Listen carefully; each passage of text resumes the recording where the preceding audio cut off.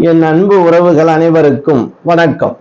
இந்த பதிவுல நம்ம பார்க்க இருக்கிறது 2026ல சிம்ம ராசியில் பிறந்த அன்பு உறவுகளுக்கு ஒரு புதிய சொந்தம் ஒன்று வரப்போகுது. எப்படிப்பட்ட வழியில வரப்போகுது, அந்த சொந்தத்தால நமக்கு எந்த விதமான நன்மைகள் கிடைக்க போகுது, இனி வரக்கூடிய நாட்களாவது நல்ல நாளா இருக்குமா, ஒரு நல்ல மாற்றம் கிடைக்குமா, வேதனையும் வலியும் சொல்ல முடியாத அளவுக்கு இருக்கே, இந்த வாழ்க்கை இப்படித்தானா, சிம்ம ராசியில ஏண்டா வந்து பிறந்தோம் அப்படின்னு நினைச்சிட்டு இருக்கக்கூடிய ஒரு சூழல்ல சிம்ம ராசிக்கு கோச்சார கிரக நிலையெல்லாம் கொஞ்சம் நம்ம ஆராய்ஞ்சு பார்த்தோம். கிரகத்துடைய சேர்க்கை, பெயர்ச்சி, பார்வை இதெல்லாம் வச்சு பார்க்கும்போது சிம்ம ராசிக்கு சற்று பரவாயில்லாம தாங்க இருக்கு. இந்த 2026ல மனசுக்கு நிறைவு சந்தோஷம் கிடைக்கக்கூடிய நாட்கள் விரைவு. ஏன்னா நமக்கு அடுத்தப்பா தைப்பொங்கல் இருக்கு, சித்திரை வருஷ பிறப்பு இருக்கு. இந்த நாட்கள்லாம் உங்களுக்கு சுபமான நாட்களாக மாறக்கூடியதாகும். சிம்மராசி அன்புறவுகளே, உங்களுடைய பயணம் இந்த 2026 வெற்றி பெறும். பதிவு பண்ணி வச்சுக்கிறீங்க. நான் சொல்லக்கூடிய விஷயத்துல மட்டும் கொஞ்சம் ஜாக்கிரதையா இருங்க. ஏன்னா இந்த 2026 ஒரு புதிய சொந்தம் உங்களை தேடி வரப்போற காலம் இது. அதன் மூலமாக மிகப்பெரிய லாபமும் சந்தோஷமும் உங்களுக்கு கண்டிப்பா கிடைக்கும்.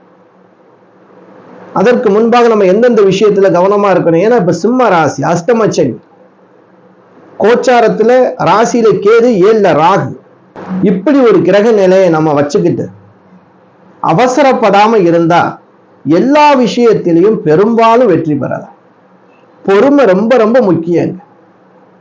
சிம்மராசி அன்பர்கள் கொஞ்சம் கோபசாலி தான், அவசர முடிவு எடுப்பாங்க. எப்படி யாருக்கும் கை கட்டி நிக்கணும்னு அவசியம் இல்லை, அப்படி நிக்கவும் மாட்டாங்க.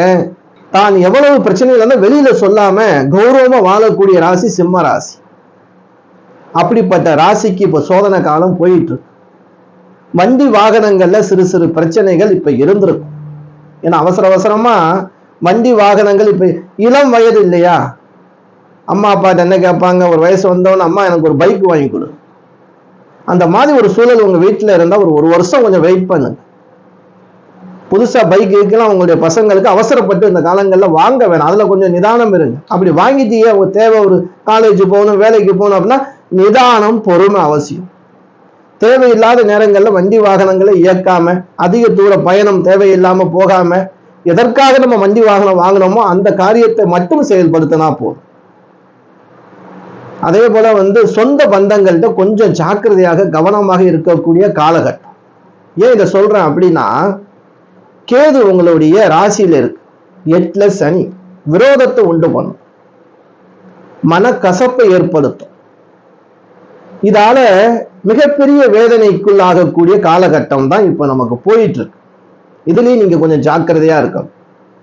சின்ன விஷயம், உடம்புக்கு ஏதாவது ஒண்ணு சரியில்லாம நமக்கு தோணுது, ஒரு வாரமா ஏதாவது தலைவலி இருக்கு, இல்ல வயிற்று வலி இருக்கு, இல்ல உடம்பு ரொம்ப சோர்வா இருக்குன்னா உடனே போய் மருத்துவரை போய் பாருங்க, உடல் பரிசோதனை பண்ணிக்க. ஏன் இதை நான் சொல்றேன் அப்படின்னா, ஒரு சின்ன விஷயத்தை வளர விடக்கூடாது. பரவாயில்ல, சின்ன தலைவலி தானே, சின்ன வயிற்று வலி தானே சொல்லி அசால்ட்டா இருக்காது. உடனே உங்களுக்கு தெரிஞ்ச மருத்துவர்கிட்ட போங்க, ஒரு உடல் பரிசோதனை பண்ணுங்க. ஏன்னா ஆரம்பத்திலேயே சரி செய்து கொள்ள வேண்டும். ஏன்னா விரயம், பண விரயம், யாருக்காவது பணம் வாங்கி கொடுத்து ஏமாந்து போய் நிற்கக்கூடிய காலம், யாருக்காவது குடும்பத்துல மாதத்துக்கு ஒரு முறை யாருக்காவது தேவையில்லாத ஒரு மருத்துவ விரயம் வந்து போயிருக்கும். அதான் நடைமுறையில இருக்கு. நீங்க செய்ய வேண்டியது என்னன்னு தெரியுமா? ஏன்னா உங்களுக்கு நாலா பக்கமும் பிரச்சனைங்க, நாலா பக்கமும் அடி. என்னடா இதுன்னு அப்படியே தலையில கை வச்சுட்டு உட்கார்ந்து இருக்கக்கூடிய காலம். லட்சத்துல 2 பேருக்கு வேணா இது இல்லாம இருக்கலாம். அவங்களுடைய ஜாதகத்துல 9 கிரகங்கள் யோக பலனை தரக்கூடிய நிலைமையில கூட இருந்திருக்கலாம். ஆனா இருந்தாலும் ஏதாவது ஒரு விஷயத்துல பாதிக்கப்படணும் அப்படிங்கிறது சிம்ம ராசிக்கு. 8ல சனி. ஆனா 8ல சனி இருக்கும்போது அசையா சொத்து, வீடு கற்ற யோகம், எப்படி அதிர்ஷ்டம். ரொம்ப நாளா உங்களுடைய சொத்து ஏதாவது கேஸ்ல இருக்கு, கோர்ட்டு கேஸ்ல இருக்கு அப்படின்னா திடீர்னு தீர்ப்பு கிடைச்சிருங்க. பழமையான ஏதாவது இழுபறியா இருக்கக்கூடிய விஷயம், பண விஷயம், கொடுக்கல் வாங்கல்ல திடீர்னு வந்துடும். இந்த நேரங்கள்ல தான் என்ன செய்வாங்க, திடீர்னு கொடுத்துருவாங்க. பணத்தை தேடி வந்து கொடுக்கக்கூடிய காலகட்டம். அதனால பணத்தை கொடுத்துட்டோமே ஏமாத்துட்டோமே சொல்லி கவலைப்படாதீங்க. கண்டிப்பா உங்க நல்ல எண்ணத்துக்கு கண்டிப்பா திரும்பி அந்த பணம் கிடைக்கும். விபரீதமான ராஜ யோகங்களை பெறக்கூடிய அமைப்பு சிம்ம ராசிக்கு உண்டு. கொஞ்சம் பொறுமையா மட்டும் இருந்தா போதும். சொந்த மனை அமையறதுக்கு அதிக வாய்ப்பு இருக்கு. சொந்த வீடு கட்டுறதுக்கான அமைப்பு இருக்கு. வீடு வாங்குறதுக்கான யோகம் இருக்கு. இதெல்லாம் உங்களுக்கு புதிய சொந்தமாக வரும் 2026. இதுல ஏதாவது உங்களுக்கு சிக்கல் பிரச்சனை நடந்துட்டு இருந்தாலும் இந்த விஷயம் இடமோ வீட்லயோ ஏதாவது ஒரு சிக்கல் பிரச்சனை இருக்கு, ஒரு கோர்ட்டு கேஸ்ல இருக்குன்னா தீர்வு கிடைக்கக்கூடிய அற்புதமான வருடமாக இந்த வருடம் அமைய போகுது. தீராத பிரச்சனை தீரக்கூடிய அமைப்பு. எதிரிகள் அதிகமாறதுக்கு வாய்ப்பு இருக்குங்க. நீங்க செய்யற தொழில கூட இருக்கலாம். எதிரிகள் அதிகமாகக்கூடிய வாய்ப்பு இருக்கு. அதனால நம்ம பகையை வளர்த்துக்கிற கூடாது. எல்லா இடத்துலையும் பொறுமையும் அமைதியும் ரொம்ப புத்திசாலித்தனமா இருக்கும். தெளிவா இருக்கணும். ஒவ்வொரு நாளும் நம்மளுடைய காயை மெதுவா நகர்த்தி கொண்டு போகணும். எங்கேயும் சரிக்கிற கூடாது. ரொம்ப தெளிவா போனாலே போதும். அவசரத்தை கம்மி பண்ணிக்கிறங்க. கோபத்தை முழுமையா குறைச்சிக்கிறங்க. காலையில சீக்கிரம் எந்திரிங்க. சூரிய நமஸ்காரம் பண்ணுங்க. கோளறு பதிகம் படிங்க. போதுமான விஷயம். முடிஞ்சா திங்கட்கிழமை ஞாயிற்றுக்கிழமையில ஏதேனும் ஒரு கிழமை உங்களுக்கு எப்ப போகணும்னு தோணுதோ சிவாலயம் போகும். போய் 2 விளக்கு ஏற்றி வில்வ இதனால் உங்க பேருக்கு மட்டும் அர்ச்சனை பண்ணுங்களேன். வினைகளே வராது. எப்படி இந்த மாதிரி தடைகள் பிரச்சனை சிக்கல் எதுவும் வராது. நல்ல விஷயம் ரொம்ப நடக்கும். அதே போன்று உங்களுடைய இல்லத்துல ஒரு பெண் பிள்ளையை நீங்க வச்சிருக்கீங்க அப்படின்னா அந்த பெண் பிள்ளை ஒரு வயசுக்கு வரக்கூடிய நிலைமை, அதாவது ருதுவாகக்கூடிய அமைப்புல இருந்தாங்க அப்படின்னா அது கண்டிப்பா அந்த செலவு உங்களுக்கு இருக்கு. புஷ்பவதியான செலவு இருக்குங்க. அதுக்கப்புறம் செலவு இருக்கு இல்லையா? அந்த மாதிரி விஷயங்கள் உங்க வீட்டுல நடக்கிறதுக்கு அதிக வாய்ப்பு இருக்கு. பெண் பிள்ளையாக இருந்து அந்த வயசுல இருக்காங்க அப்படின்னா இந்த வருடம் உங்களுடைய பெண் பிள்ளை புஷ்பவதி ஆவார். அதே போன்று உங்களுடைய பிள்ளைங்களுக்கு கல்விக்காக விரயம் செய்யக்கூடிய வருடமும் இதுதான். ஒரு மேல் படிப்பு படிக்கணும், இல்ல காலேஜ் சேரணும், கொஞ்சம் கடன் வாங்கக்கூடிய சூழல் அமையும். முடிஞ்ச வரைக்கும் ரொம்ப அளவுக்கு கடன் வாங்காம பார்த்துக்கிறங்க. ஏன்னா இதுல கடனாகத்தான் பண விரயத்தை தான் கொண்டு போகணும் அமைப்பு இருக்கு. கோளறு பதிகம் படிங்க. அதனால பெரிய அளவுல கடன்லாம் நமக்கு வராது. ஏன்னா அந்த கோளறு பதிகம் இருக்கு இல்லையா, அதிசக்தி வாய்ந்த பதிகங்க. இதை படிக்கிற ஒவ்வொரு நாளும் நமக்கு மன நிறைவு கிடைக்கும். படிச்சுட்டு இருக்கிறவங்களுக்கு கண்டிப்பா தெரியும். சிம்மராசிக்கு மிகப்பெரிய அதிர்ஷ்டமான ஒரு அமைப்பு வரப்போது. எந்த விதத்திலும் கோளாறு ஏற்படாது. சிம்மராசியில பிறந்த அன்பு உறவுகளுக்கு எதிர்பாராத அதிர்ஷ்டம் தான் உண்டு. அதனால இது நடக்கும் அது நடக்கும். இந்த நேரங்களில் தொழில் பண்ணுங்க, விருத்தியாகும்.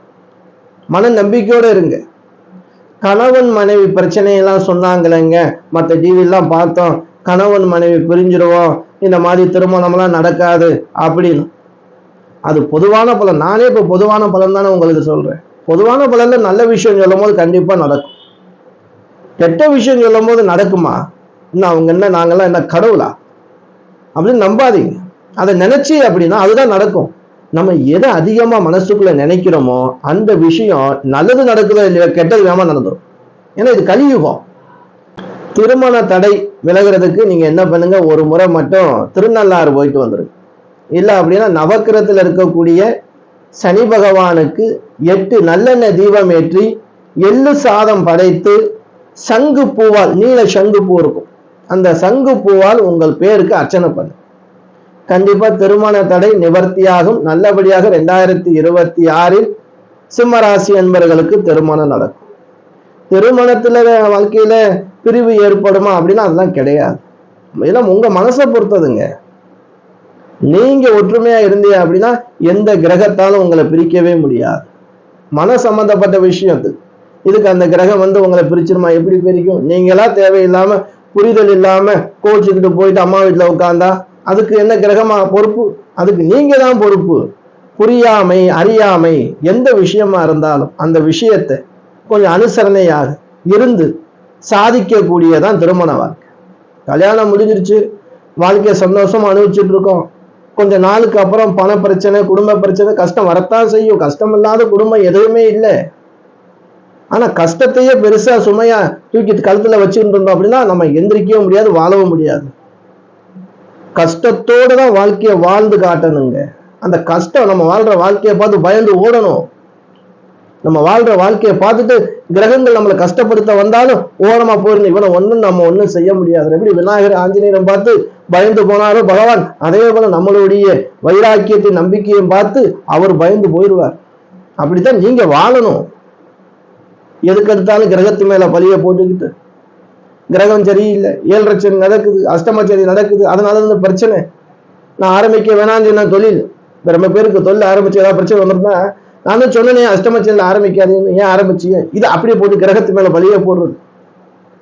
நம்ம நம்பிக்கையோடு வைராக்கியத்தோடு நம்முடைய உழைப்பை நம்ம செய்யற தொழில் மேல் நம்ம காதல் கொள்ள வேண்டும்.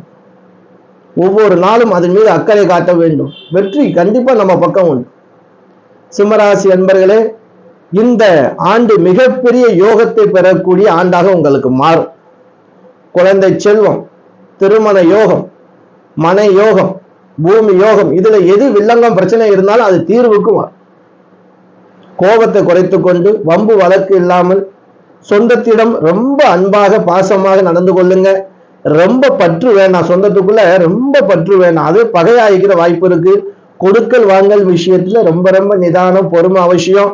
பண விஷயத்துல நெருக்கடி கொடுத்தாலும் அந்த பண விஷயத்த மேலும் மேலும் கடன் வாங்காம இருப்பது ரொம்ப ரொம்ப உத்தமம். இருக்கிறத வச்சு வாழ கத்துக்கிறீங்க. பெரிய அளவுல நீங்க கடன் வாங்கி ஏதாவது முதலீடு போட்டு தொழில் ஆரம்பிக்கலாம் அப்படின்னா அதுல கொஞ்சம் நீங்க பொறுமையும் நிதானமும் வேணும். மற்றபடி சிம்மராசிக்கு பெரிய அளவுல பாதிப்பெல்லாம் இல்லை. நல்லது நடக்கணும். ஒவ்வொரு நாளும் நீங்க காலையில எந்திரிக்கும் போது இன்று நாள் நல்ல நாளா எனக்கு அமையணும், உங்க குல தெய்வத்தையும் இஷ்ட தெய்வத்தையும் வேண்டி பிரார்த்தனை பண்ணிக்கிறது. சிவபெருமான நினைச்சுக்கிறீங்க. கோளறு பதிகத்தை காலையில படிங்க, இல்ல கேளு. இதுவே உங்களுக்கு யோகமான பலனை தரும். சிம்மராசி அன்பர்களே, பயப்படாம தைரியமா இருங்க. கண்டிப்பா 2026 உங்களுடைய புதிய முயற்சி வெற்றி தரும்.